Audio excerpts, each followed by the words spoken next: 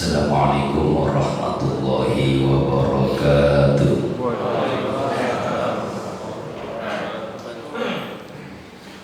Bismillah walhamdulillah wala hawla wala quwwata illa billah. Qala ta'ala bil Qur'anil Karim. Bismillahirrahmanirrahim. Innallaha wa malaikatahu yusholluna 'alan nabi. Ya ayyuhalladzina amanu shallu 'alaihi wa sallimu taslima.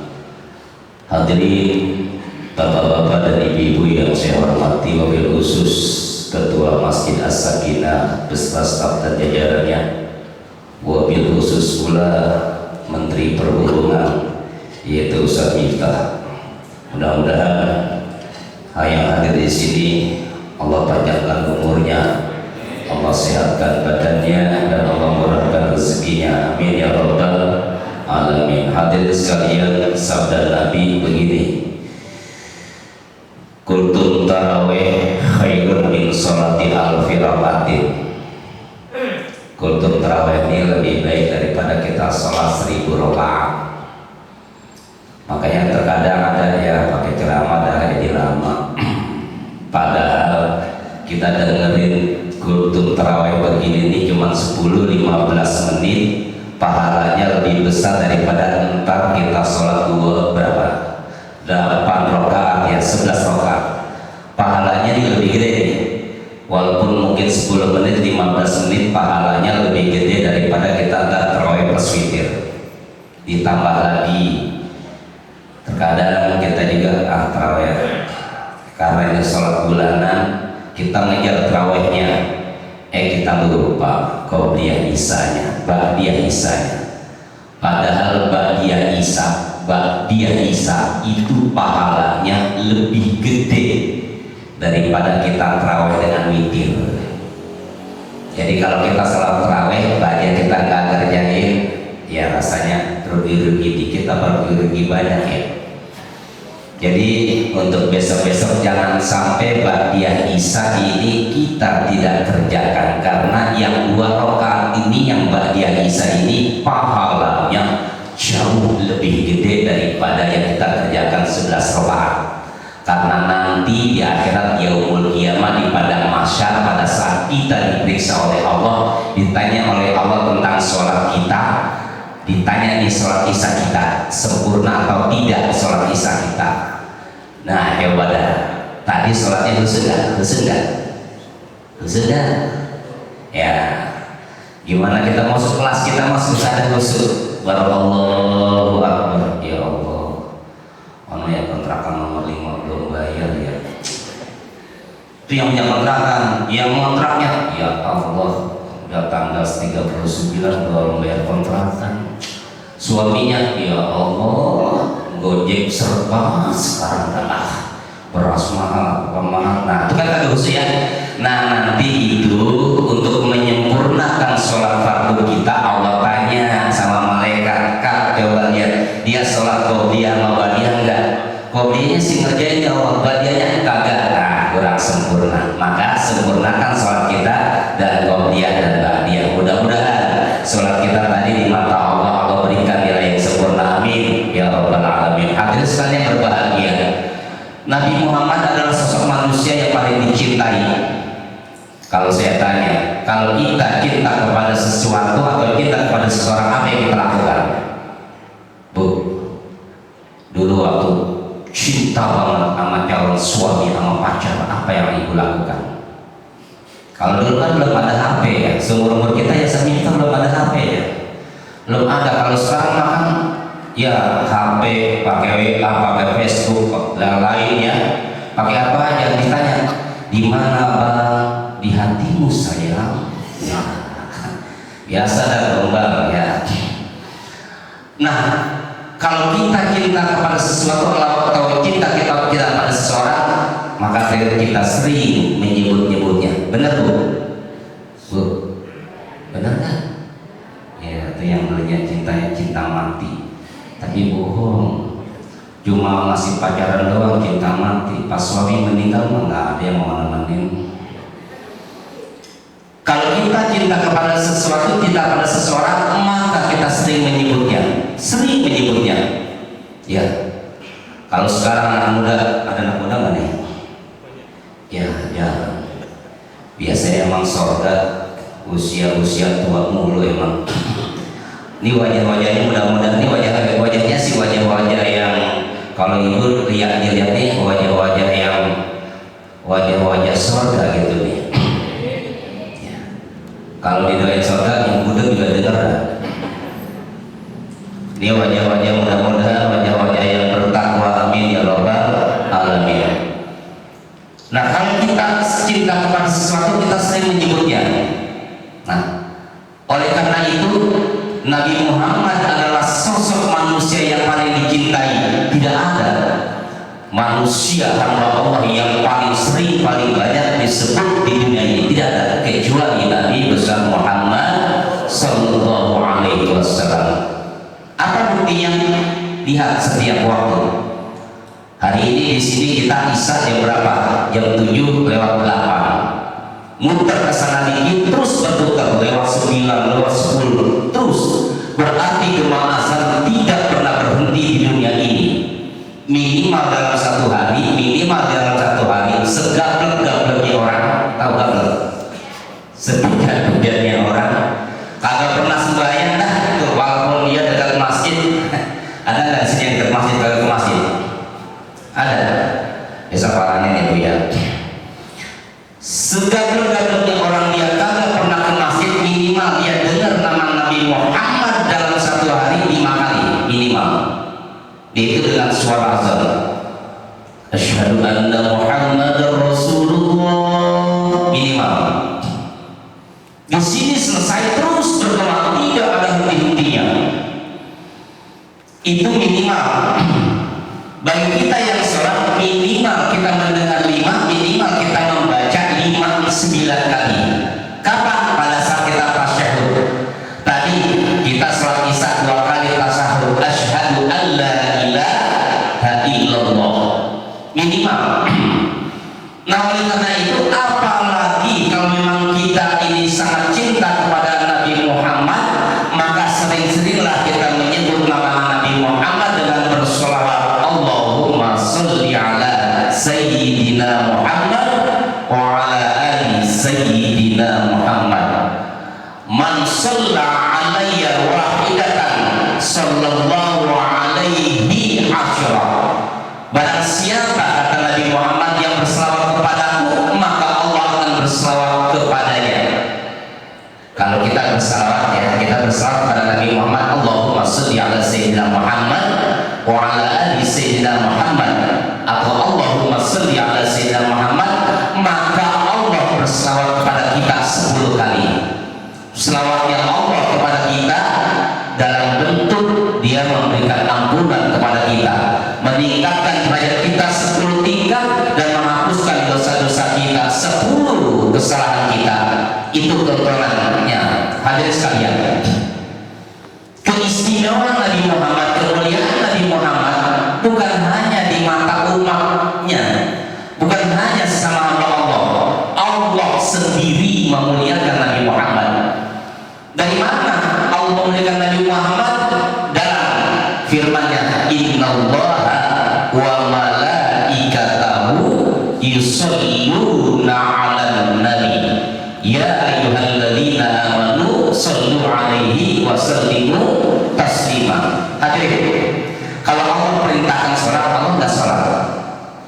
Allah perintahkan puasa, Allah nggak puasa. Allah perintahkan sedekah, zakat, Allah tidak sedekah, tidak zakat. Tetapi Allah perintahkan berselawat, Allah sendiri berselawat. Ini artinya begitu tinggi, begitu mulianya, begitu istimewanya Nabi Muhammad di hadapan Allah. Di mana lagi keistimewaan Nabi Muhammad? Hadirin sekalian, ada Nabi yang bisa bicara kepada Allah langsung, yaitu Nabi Musa. Wa kallama Musa taklima. Ketika Musa bicara langsung kepada Allah, ini salah satu keistimewaan hamba Allah itu Nabi Musa. Nabi Musa dia lagi jalan nih, jalan santai aja. Terus dia pengen ngomong sama Allah, dia ngomong aja dan Allah menyambut. Itu keistimewaan Nabi Musa. Itu salah satu mukjizat yang Allah berikan kepada Nabi Musa. Lagi jalan nih, pengen ngomong sama Allah, jangan ngomong saja sama Allah dan Allah menyambutnya. Allah menyambut ucapan Musa? Banyak ucapan-ucapan Nabi Musa yang Allah sambut banyak sekali dan ceritanya menarik. Contoh ya, ada orang perempuan janda pas janda pada dengar pada kemarin aja kan minta didoain sama Nabi Musa, ya Musa tolong doain saya biar saya dapat jodoh. Nabi Musa mau doain, dikasih tahu sama Jibril, orang ini sudah Allah tentukan sampai akhir hidupnya gak bakal dapat jodoh, pokoknya dia sendiri aja jaga terus.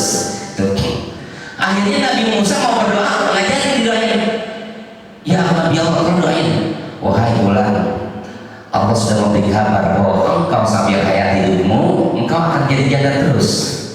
Betapa frustasinya orang ini, tapi dia nggak putus asa. Setiap hari dia baca ya Rahman ya Rahim ya Rahman ya Rahim ya Rahman ya Rahim ya Rahman ya Rahim ya Rahman ya Rahim ya Rahman ya Rahim. Nah, sekali waktu Nabi Musa ngelihat dia lagi jalan sama anak laki, ditanya, Assalamualaikum warahmatullahi wabarakatuh. Loh, ini siapa? Ini suami saya ya Nabi Allah. Suami kamu? Iya. Lalu Nabi Musa bertanya lagi kepada Allah, ya Allah, tadinya kau bilang bahwa si fulan itu tidak bakal dapat jodoh sampai akhir hidupnya, sementara saya lihat sekarang dia berjalan dengan suaminya. Bagaimana urusannya ya Allah? Ya wahai Musa, bagaimana aku tega dengan beliau? Setiap hari dia menyebutkan namaku dengan ya Rahman ya Rahim ya Rahman ya Rahim ya Rahman ya Rahim. Makanya kalau kita punya ayat jangan lupa ya Rahman ya Rahim ya Rahman ya Rahim. Hadirin sekalian berbahagia, Nabi Musa bisa bicara langsung kepada Allah. Contoh, seandainya kita diundang sama orang nomor 1 di negeri ini, sama presiden, kita diundang sama Pak Jokowi ya, 2 minggu yang akan datang kita diundang dalam acara entah acara apa saja, mungkin acara rapat, mungkin acara pertemuan, mungkin acara sehat, atau mungkin acara apa saja. 2 minggu yang akan datang surat sampai ke rumah kita, kira-kira apa yang kita lakukan? Kita cerita lewat jagat, RT kita cerita, RW kita cerita, lurah kita cerita, camat kita cerita, karena kita bangga, kita begitu girang. RT kagak diundang, camat kagak diundang, kita diundang, senang kita diundang sama presiden. Begitu juga Nabi Musa, dia bisa bicara langsung kepada Allah, ada rasa kebanggaan, ada rasa kebanggaan. Maka Nabi Musa ngomong sama Allah, ya Allah, ada lagi hamba yang lebih engkau muliakan dari aku? Kata Allah, ada. Siapa? Ya Allah, ummati Muhammadin, umatnya Nabi Muhammad. Ya Allah, lantaran apa engkau muliakan umat Nabi Muhammad? Hadirin sekalian, kalau Allah muliakan kita, artinya tidak mungkin Allah hanya memuliakan kita, pasti Allah muliakan Nabi besar Muhammad Sallallahu Alaihi Wasallam. Lantaran Allah muliakan Nabi Muhammad, maka Allah muliakan kita. Ya Allah, lantaran apa engkau muliakan umat Nabi Muhammad? Ini apa itu umat Muhammadin Nuraini? Ya Musa, aku muliakan umat Nabi Muhammad dengan aku berikan 2 cahaya. Kailayatul zulmatani, yang mana 2 cahaya ini bisa menerangi 2 kegelapan. Lalu Nabi Musa bertanya, ya Rabbi, wa man nuraini ya Rabbi, apa 2 cahaya itu? Allah pun menjawab, nurul Ramadan wa nurul Quran. 2 cahaya yang aku berikan kepada umat Nabi Muhammad, yaitu cahaya Ramadan dan cahaya Al-Quran. Wa man zulmatani, dan engkau bilang ya Allah, 2 cahaya itu bisa menerangi 2 kegelapan. Apa 2 kegelapan itu ya Allah? Zulmatul qabri wa zulmatul yaumil qiyamah. Ya Musa, 2 kegelapan nanti yang bisa diterangi oleh umat Nabi Muhammad itu gelapnya di alam kubur dan gelapnya nanti di yaumil qiyamah. Hadirin sekalian, nanti pada saat kiamat, setelah kiamat Israfil meniup trompet, ini bumi yang ada, yang sekarang kita berpijak, yang sekarang kita berjalan, yang sekarang kita injak, nanti ini rata dan Allah ganti dengan bumi yang baru. Setelah ini Allah ganti dengan bumi yang baru, warnanya putih persis kapas, ada yang bilang seperti salju putih. Di situ nanti yang namanya Yaumul Ba'ts, hari dibangkitkan manusia. Pada saat dibangkitkan semua manusia, nanti sudah otomatis kita akan digiring ke suatu tempat. Jadi ini bumi, nanti kita akan digiring ke suatu tempat, yaitu padang mahsyar. Di padang mahsyar itulah nanti yang namanya situ hari Yaumul Mizan, hari ditimbang, dan Yaumul Hisab, hari hisab. Setelah kita ditimbang hisab, kita nanti akan digiring di suatu tempat. Disitulah yang tempatnya sangat gelap sekali, kecuali orang-orang yang beriman, kecuali yang beramal soleh. Nanti akan Allah berikan cahaya atau lampu untuk dia bisa berjalan. Nah, di tempat yang gelap itu pinggirnya adalah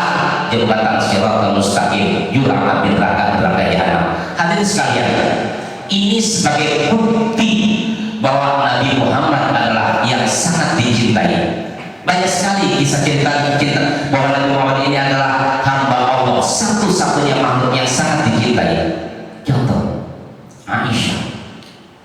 Aisyah sangat mencintai Rasulullah, dan Aisyah ini tidak menyebutnya dengan ayah, papa, abang, dan dia memanggilnya dengan ya Rasulullah, wahai Rasulullah. Sampai Allah pun tidak pernah menyebutnya di dalam Al-Quran itu ya Muhammad, tidak ada. Allah pun menyebut Nabi Muhammad itu dengan ya Rasulullah, ya Nabi Allah. Saking tinggi dan mulianya Nabi Muhammad. Bahkan kita berdoa tanpa bersolawat, maka doa kita tidak diterima. Kalau kita berdoa kita tidak membaca salawat, doa kita ini tidak diterima sama Allah. Maka salah satu syarat berdoa adalah kita harus bersalawat kepada Nabi Muhammad. Allahumma sholli ala Sayyidina Muhammad. Aisyah, kalau dia misalnya mau pergi, Nabi Muhammad mau pergi, semua dia dipersiapkan. Nabi Muhammad mau pergi. Kalau sekarang kan kita punya lemari, ya kita punya lemari, punya tempat menyimpan baju.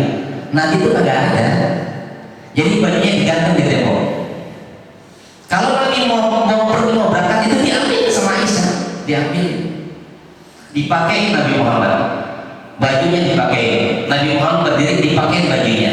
Kemudian disuruh duduk, dipakai sepatunya, pipinya dipakai.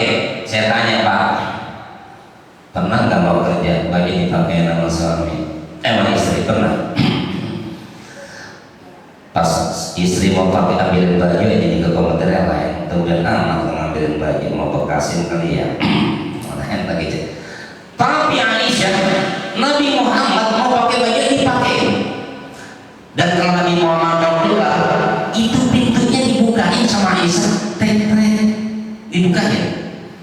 Nabi Muhammad mau berangkat, Aisyah cium tangan dulu, assalamualaikum. Memang dicium tangan, dicium. Setelah itu Nabi Muhammad berangkat, ucapkan salam, assalamualaikum warahmatullahi wabarakatuh. Aisyah dadah. Coba ada. Pernah nggak Bu, suami mau gojek? Apa berangkat ya? Iya Bang, dadah. Tetangga sebelah gua geram banget kalau ini laki mau gojek beda ada. Padahal itu sunnah Nabi ya. Terus Nabi mau pulang, assalamualaikum, waalaikumsalam. Dijawab sama Aisyah, dibuka itu pintunya, silakan ya Rasulullah, masuk. Itu Nabi berdiri, bajunya dibukain, digantung, bajunya dibukain, digantung, diambil sapu tangan. Kalau dulu selape, sekarang udah gak ada selape sama sapu tangan, adanya tisu. Nabi Muhammad itu keringetnya dielap pakai sapu tangan, pakai selape. Setelah dielap, itu dicium keringetnya Nabi Muhammad sama Aisyah. Keringat Nabi Muhammad. Kalau kita mau ikutin sunnah Nabi, emang lagi habis mancur di kebun, panas banget, keringat banget. Bukain itu duduknya, buka. Ya, bajunya, jaketnya gantung. Ambil sapu tangan, lapin tuh keringat, pers tengah ember. Cium, insya Allah batuk sebulan terbaik. Nah oleh karena itu Nabi Muhammad adalah sosok figur yang sangat dicintai. Dicintai bukan hanya oleh umat manusia, malaikat mencintai, Allah mencintai. Bahkan kisah hidup terakhir Nabi Muhammad sangat menarik. Nabi Muhammad mau wafat, itu malaikat ketuk pintu. Israel mau masuk ke rumah Nabi, ketuk pintu, tuk, assalamualaikum, waalaikumsalam. Dibukain sama Fatimah, anaknya Nabi Muhammad. Apakah Rasulullah ada di dalam? Ada. Boleh saya ketemu? Mohon maaf, ayah anda lagi sakit, lain kali aja ya. Israel diusir, suruh pulang. Nggak tahu kalau ntar malam datang ke rumah Sabitah, disuruh masuk, suruh pulang. Pergi ke Israel, nggak lama datang lagi, tutup, assalamualaikum, waalaikumsalam. Apakah Rasulullah ada di dalam? Ada. Boleh saya bertemu? Mohon maaf, ayah anda lain kali pergi ke Israel. Kagak lamanya datang lagi itu betul. Tuh. Assalamualaikum. Waalaikumsalam. Apakah Rasulullah ada? Ada. Boleh saya bantu? Mohon maaf, ayah ada lagi sakit. Fatimah dipanggil sama Nabi. Wahai Fatimah, Fatimah sini. Ada apa ya Rasulullah? Apakah di luar ada kamu? Ada tamu ya Rasulullah. Suruh masuk. Memang siapa ya Rasulullah? Dia adalah yang memisahkan kenikmatan dunia. Tahu bahwa itu Israel? Fatimah nangis sesungguh-sungguhnya, nangis jadinya, karena dia yakin hari ini adalah hari terakhir ayahanda untuk menghadap Allah.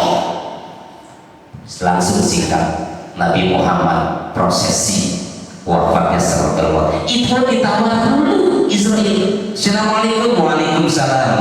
Ya Israel, silakan masuk. Baik ya Rasulullah. Ada apa ya Israel? Ya Rasulullah, saya ingin menyampaikan salam dari Allah. Salam apa? Saya disuruh untuk menjemput engkau. Itu pun kalau engkau mau. Coba ketua masjid di sini didatengin tengah malam. Itu pun kalau bapak mau. Kalau enggak saya pulang. Nah, pada saat itu pun kalau engkau mau, ya Israel, kalau memang ini sudah saatnya silahkan kau laksanakan tugasmu. Dicabutlah Israel, dicabut lagi ini ruhnya Nabi Muhammad, dicabut baru dikit. Nabi Muhammad ngomong sama Israel, Nabi bisa ngomong sama Israel. Coba kalau kita buru-buru melihat juga kagak. Coba kalau nggak bisa ngeliat Israel, lihat bagaimana sebagai contoh dekat rumah saya ada yang mati suri, jarak kurang lebih dari rumah saya sekitar 1,5 kilometer. Waktu dia meninggal juga dia itu orang yang membunuh dia, ada yang nangis jadi dia kan dalam bahasa orang Cilanda kalau katanya, lu ngapain nangisin gua? Kok lu merebutin gua? Setelah dia meninggal, ruhnya sudah mati, dikuburin dia dan orang pada nangisin. Lalu dia lihat ada dua makhluk yang begitu serem, hitam, kejam, melotot. Dia bertanya, siapa engkau? Saya adalah utusan Allah yang akan menghukum engkau. Karena dia melihat orang yang begitu serem, begitu kejam, begitu sadis, begitu menakutkan. Pas nggak lamanya ruhnya dikembalikan. Namun setelah itu alhamdulillah dia menjadi orang ahli ibadah dan sempat melaksanakan ibadah haji, dan setiap waktu sebelum waktu dia sudah ada di musola. Hadirin sekalian, pada saat Nabi Muhammad dicabut ruhnya, ya Israel sebentar. Ada apa ya Nabi Allah? Sesakit inikah engkau mencabut nyawa seseorang? Ya Rasulullah, saya dipesan oleh Allah untuk mencabut ruhmu dengan selembut-lembutnya, dengan sepelan-pelannya. Dan belum pernah saya mencabut nyawa seseorang selembut ini dan sepelan ini. Hanya engkau ya Allah yang pernah saya laksanakan mencabut ruh dengan selembut-lembutnya, dengan sepelan-pelannya. Ya Israel, sampaikan salamku kepada Allah. Salam apa ya Rasulullah?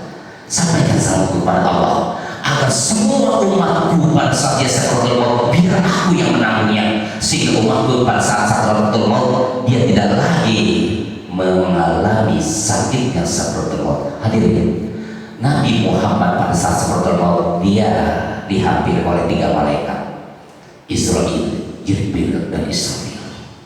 Pada saat lalu dicabut, sebentar ya Israel, Nabi Muhammad bicara sama Jibril, ya Jibril, kenapa engkau memalingkan muka?